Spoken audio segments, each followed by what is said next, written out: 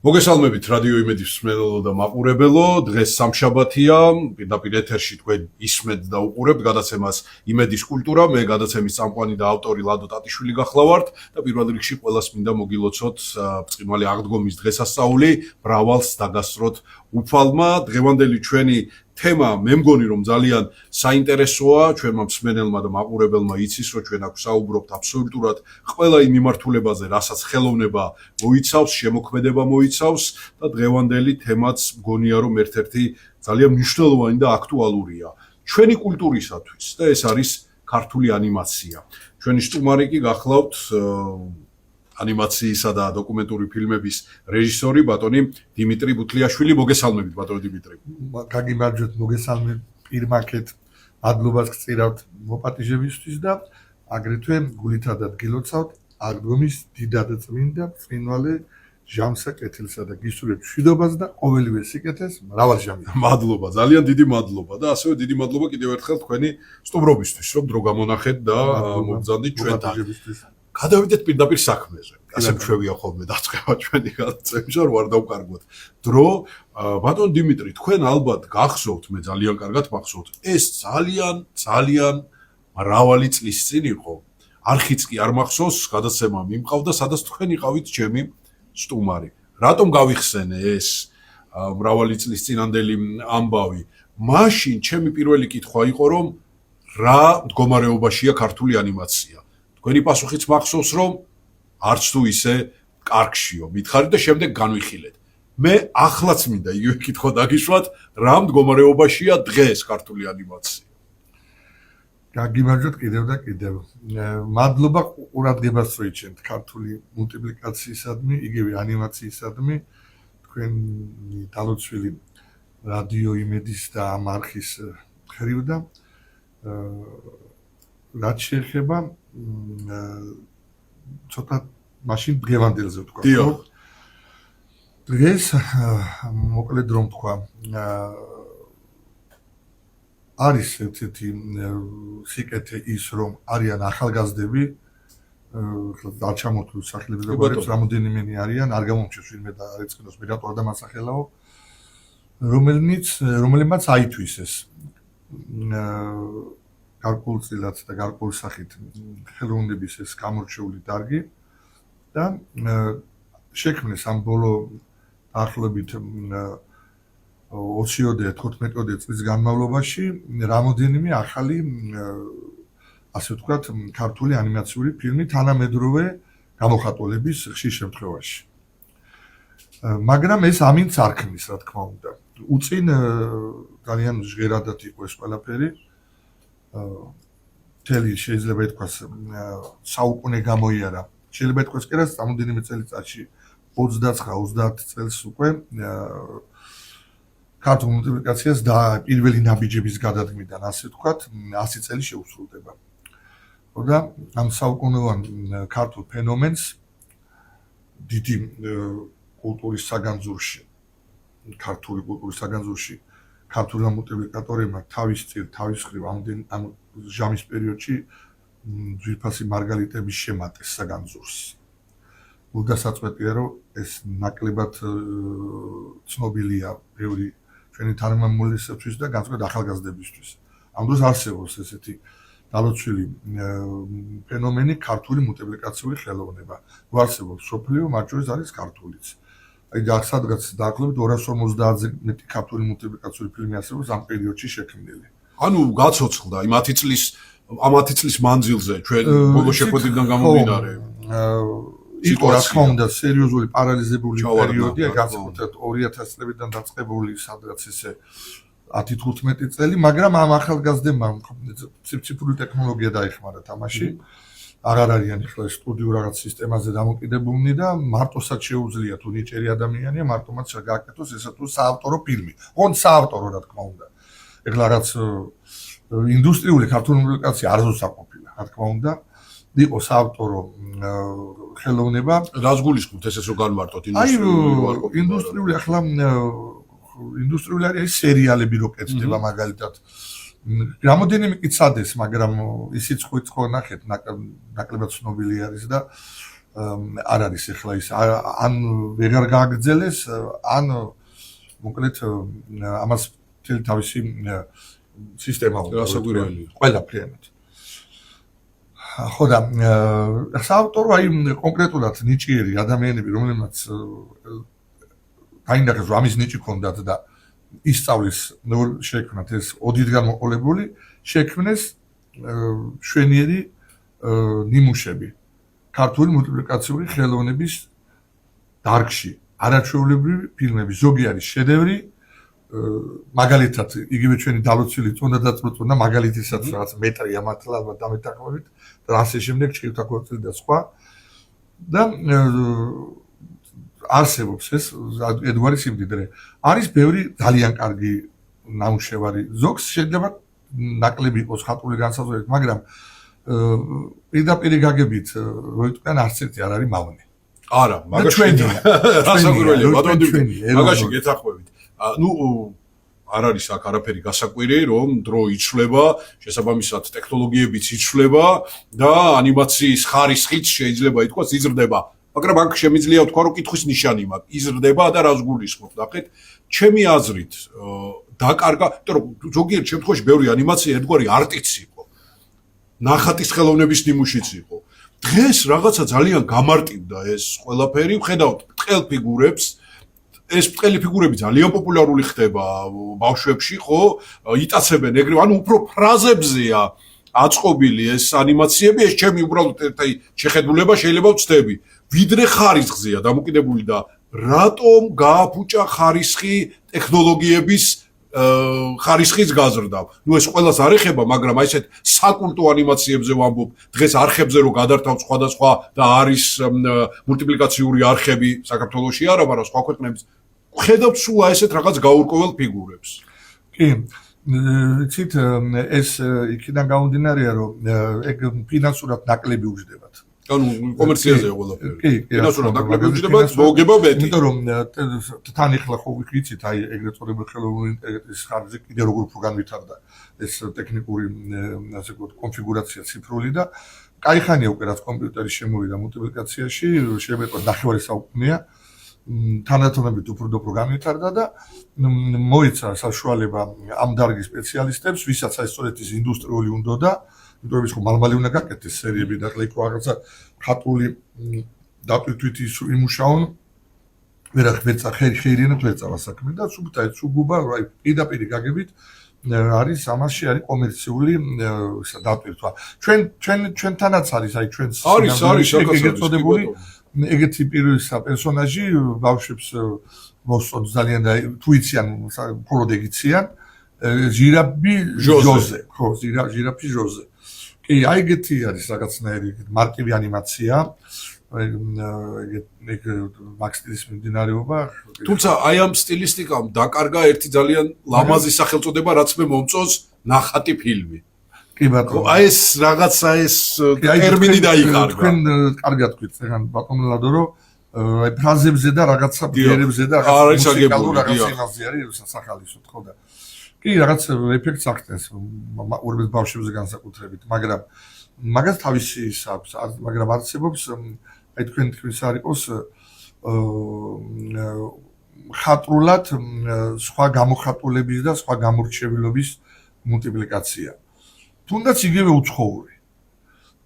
ამან ის მოიტანა, რომ თვალი ამას მიეჩვენა და იმ აი თქვა შედევრებს დისნეისაც ვეღარ უყურებენ ხშირად. რასაკვირველია.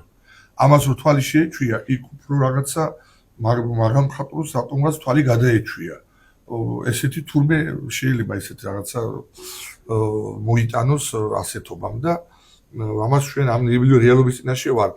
ხალხი ვინც უყურდება ამას იმაზე წუხან უკვე ესეთი გულისმერი ადამიანები რომ ქართული მულტიპლიკაცია არა დისნეის აღარ უყურებენ ბავშვებიო და ამაზეც შეეთი რაღაცნაირი გააზრებული პიროვნებები ამ მიმართულებით რაღაც წუხან არის ეგ პრობლემაც უკვე ან პრიმიტივმა ვიტყვიან იმათვის ადვილია უკეთესია მაგრამ მომხმარებლისთვის ამდენად კარგია ეგ სხვა საკითხია ვიტყვიან კიდე შესასწავლი თემა არის სხვადასხვა ხალხის მხრიდან ფსიქოლოგიური დარგი და პედაგოგები და სხვა.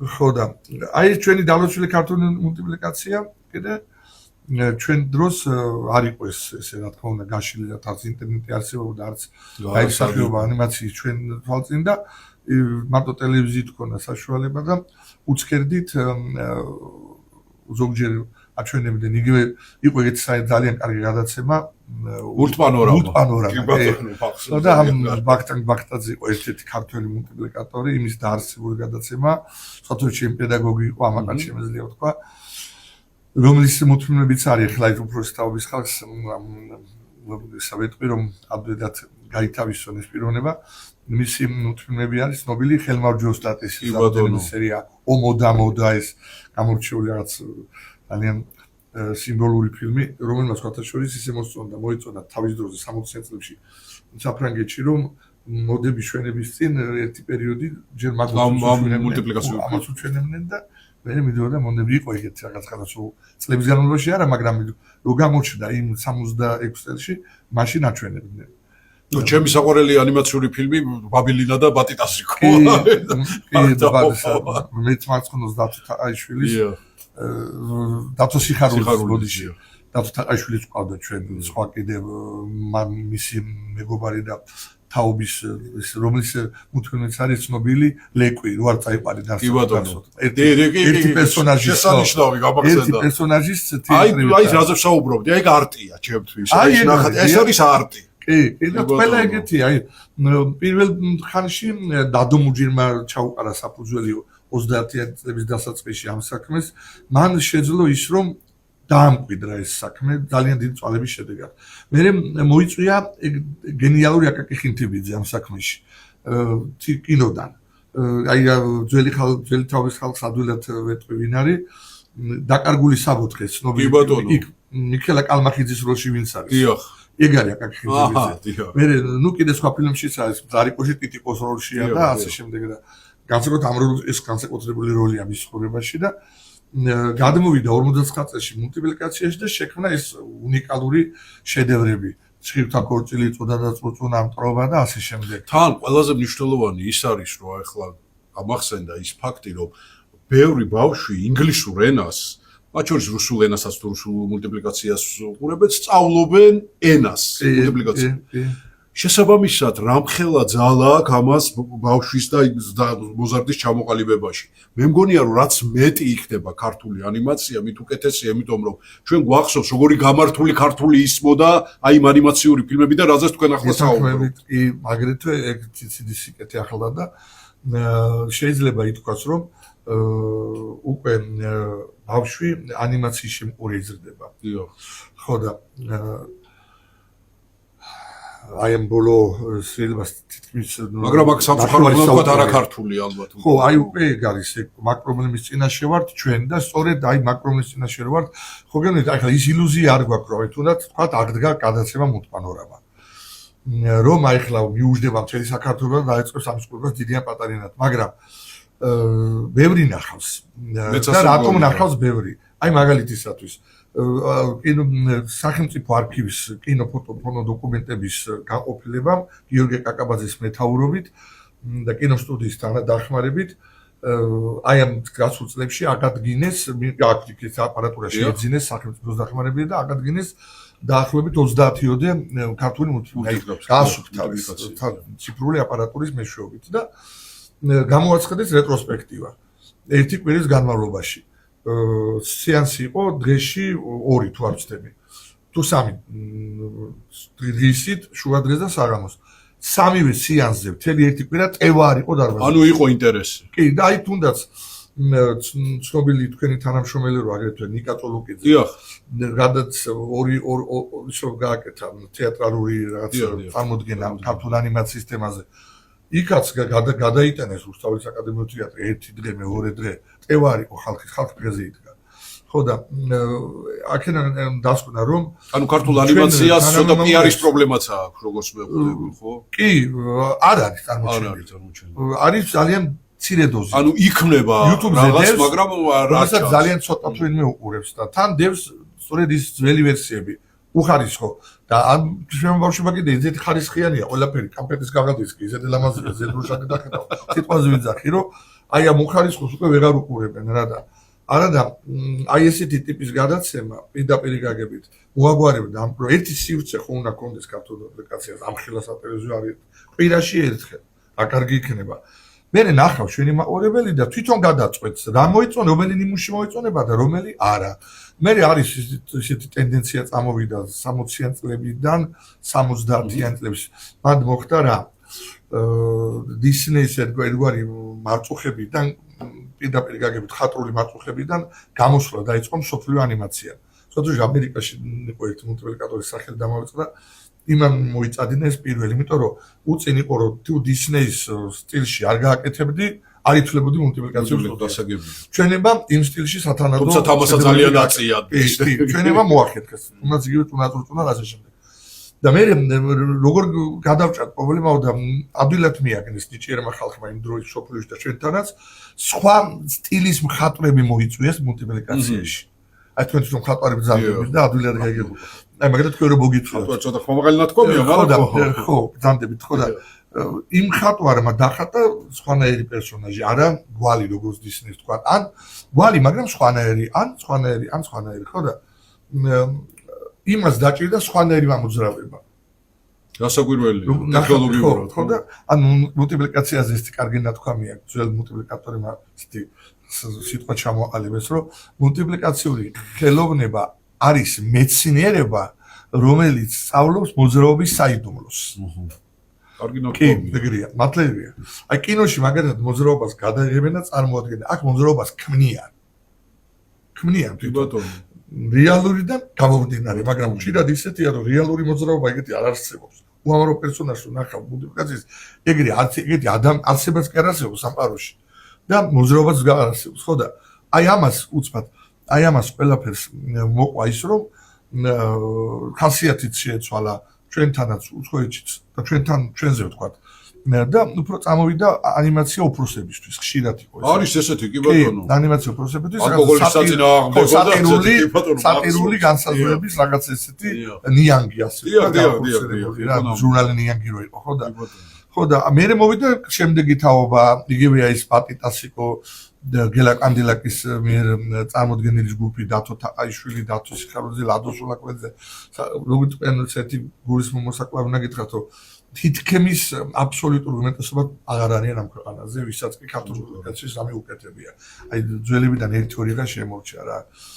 ხო და აი ესეთი ამბებია ჩემო პატრიცემულო და ბატონ დიმიტრი, ნუ გასაგებია ანიმაცია და ჩვენ საუბრობ და კიდე ვისაუბრებ, მაგრამ თუ არიან დაინტერესებული მეცნიერები, ანუ რამე კვლევები თუ ტარდება, თუ იწერება ანიმაციის შესახებ, რამდენიმე არის მე შემხედრია, მაგრამ ნუ ასე მასობრივად არა.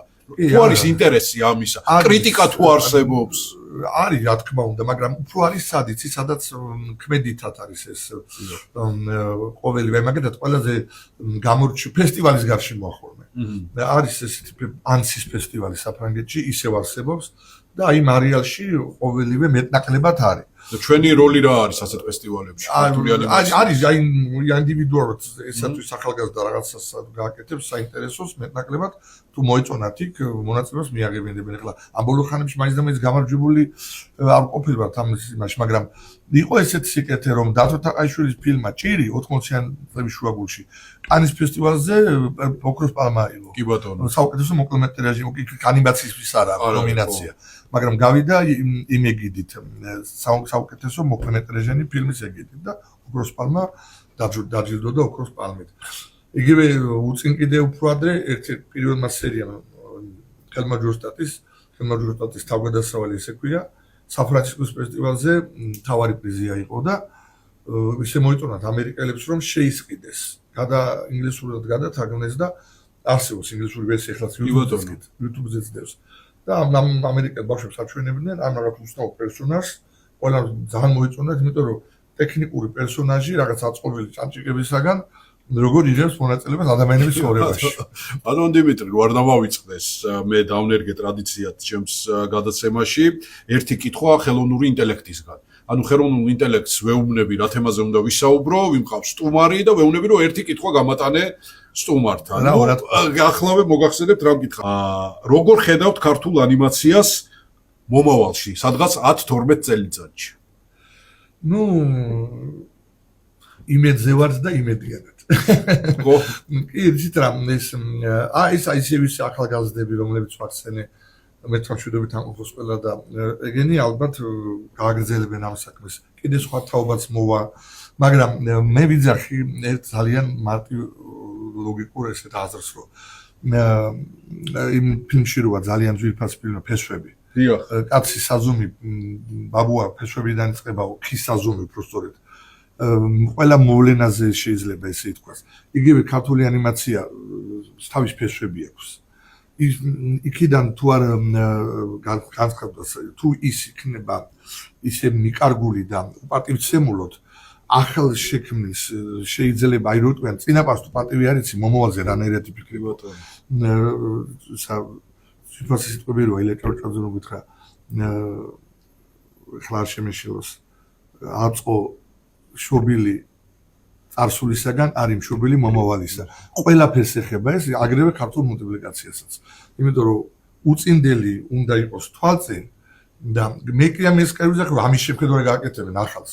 მაგრამ იმის სიცოცხლე და არ მიკარგვა და არ რაღაცა პარალიზება აუცილებლად შეუწყობს ხელს მომავალში ახლის არსებობას და ქმნის სტიმულის და თუნდაც იმიტომ რომ აი ჩემი ძველები თურმე როგორ აკეთებენ მე ხელ პროკაი უნდა გავაკეთო თუნდაც აი ამ გულანთებით ვიღაც ახალგაზრდების დაინტერესება არის რომ ამ პროფესიას არის მეც ძალიან შრომატევადი საქმეა თუნდაც ამ კომპიუტერის მოშველებით აი ძალიან შრომატევადი საქმეა და აი ვინც უძლებს ამ შრომას ის ხდება ვინც აღმოაჩენს რომ თურმე ტიტანური შრომა ჭირდება ამას თუნდაც ხოლობიჩი რაცაც ტექნიკურად კარგი საშუალება მოგეცეს ხედავ რომ იქ უკვე არსებული მარტივი მოძრაობები რო გააკეთო აი ის იქნება ეს პრიმიტივი როგორც დაგიბარებია და არ არის ადამიანი ჭირი ახალგაზრდა უმეტეს რომ არ უნდა ეს პრიმიტიული რაღაც გააკეთოს და ცდილობს რომ სამხატრული რაღაცა თავის ხელწერა შეიტანოს იმას უკვე შრომა უნდა იმას უკვე ცოდნის მიღება უნდა სწავლა უნდა თვალება უნდა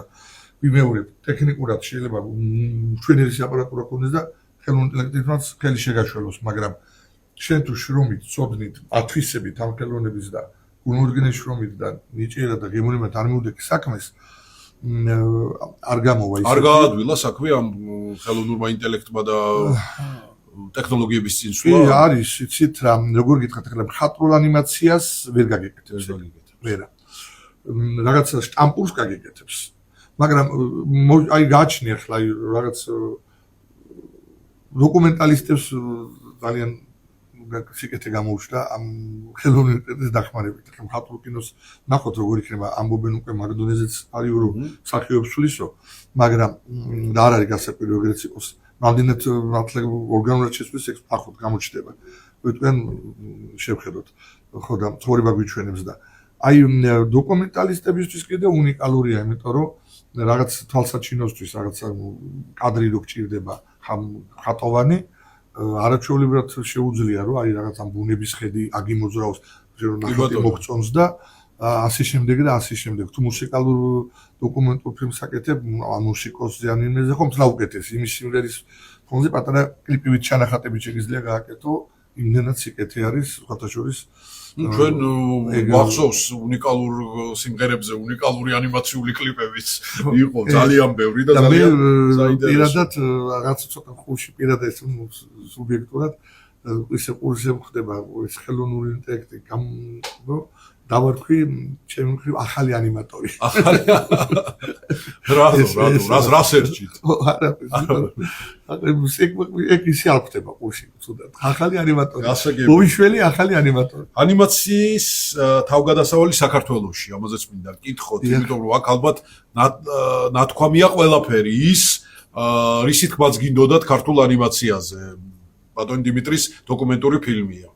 კი აი უწინ 15 წლის წინ ჯერ სხვა მოვიწადინეთ ლადო მურჯერზე უშუალოდ ფილმს კი უმორჩილესად გთხოვთ და რატო კარგად საკმაოდ ყვება ამ საწყისებზე ქართული მულტიპლიკაციის ის ფილმი და მორჩილესად გთხოვ რატო ქვია, იმიტომ რომ 53 წელში გარდაიცვალა ლადო მუჯიძე 45 წლის ასაკში შეწირა თავი ამ საქმეს რა და პირდაპირ გაგებით.